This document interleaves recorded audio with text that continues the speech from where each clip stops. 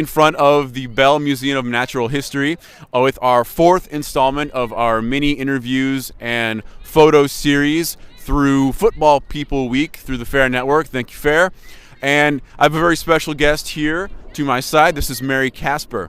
Mary runs Manarch FC. If you can see the wide shot behind me here, there's a little mini tournament going on with a couple different women's football programs, which we're going to be talking about. I think we'll just jump right in. I was going to ask maybe first of all if you could talk a little bit about your background, because we've spoken before, so I know, but these people don't know, depending on wherever they're watching or listening from.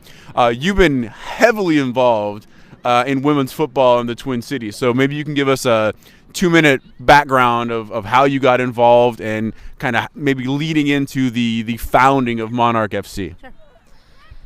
Okay. I attended the University of Minnesota. I was a Gopher player in 2001 and 2004. And I just love the game of soccer, and I wanted to give back to the community in the city, and I decided to work for a program called Minnesota Thunder Plus, and we went into a lot of different schools and trained students and also mentored them academically. And so I really, where we are kind of standing here is where I used to play, over by the Gopher Stadium, the Elizabeth Lyle Robbie Stadium. Right on. And so when your playing time, at that time, I should say, we never really fully end, right? We just evolve into whatever the next phase is. But from the player to becoming then a coach, because you also coach, and then deciding that whether it be for access, whether it be for women of color in the Latinx community that needed to be, I don't know, you tell me, I'll let you explain how you got to the idea of Monarchs filling a void. Okay. So Monarchs came about with, it used to be called Cocoon. It was formed from a Hmong community, and they played in the J4 tournament. And then from there, I just saw where there's a lot of talented women of color. And we turned a group from a seasonal team to a year-round program called Monarch. And just giving access to women of color, facilities, to being in leagues that are affordable, to hosting tournaments that are affordable and for women of color. Very cool. Very cool. Tell me a little bit about the teams that are going on right now behind us, because we have two different teams, Jalisco and...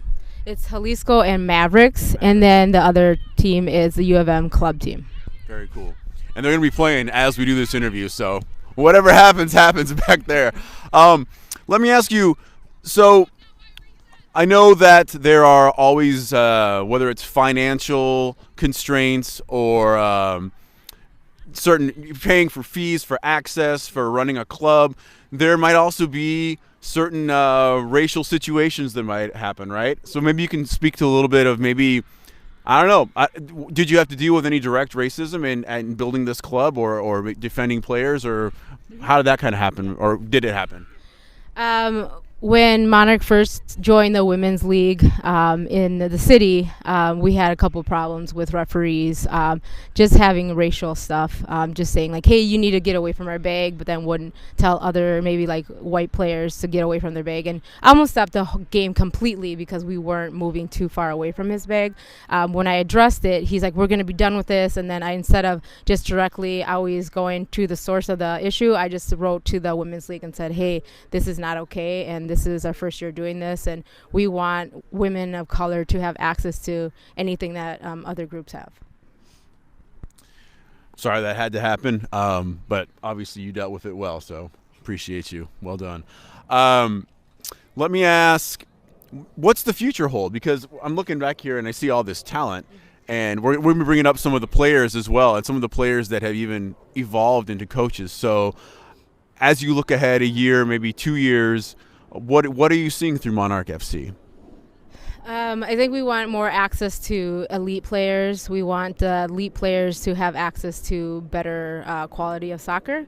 When we first started doing Monarch, we just wanted a safe space for women of color to play. And now that we see the talent is growing and getting better and there's more interest, we want to have more elite players playing elite teams, like bringing in college players to come play in tournaments that we'll be hosting, and then also bringing college coaches in to watch their own teams play our teams in the tournaments that we're hosting. Is that kind of what's happening here? Because we have a University of Minnesota club team, right? Yeah. And maybe you can explain how that kind of happened. Yeah. So my friend Andrea, she's one of the founders of Manarch that helped really help the Manarch group grow. She just got the head coaching job at the U of M club team, and we have been talking about getting more elite teams and players and like into spaces of color. And so she was able to have access to the field, and then I just helped bring in some teams, and so that we just brought a small little showcase for a women's showcase, but we would eventually in the spring want to have like a huge showcase for more teams that want to come in and play against the U of M or like Mavericks or Monarch or Jalisco. So we're just getting other colleges all over to come play. Very cool. Very cool. Anything else maybe you want to tell whoever's watching worldwide about the program? No pressure.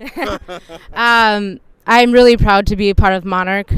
We are really into empowering women to be their own leaders and investing in their own education and in their own health, and also just promoting more women of color to coach in the city. And I would like to say that we, in St. Paul Conference, we have 5 or 6 women of color coaching in St. Paul, and I'm really proud to say that I love being a part of this movement. Very awesome. Very cool. Well, Mary, thank you. We're not done yet. We'll take a little bit of a break. Excuse me. It's a little bit chilly, as you can tell from our past interviews. There's gloves and stocking hats. It's a chilly evening here in St. Paul, Minnesota. But we'll be back. Thank you again. And maybe we'll let the camera go for a little bit. You can watch a little bit of the match.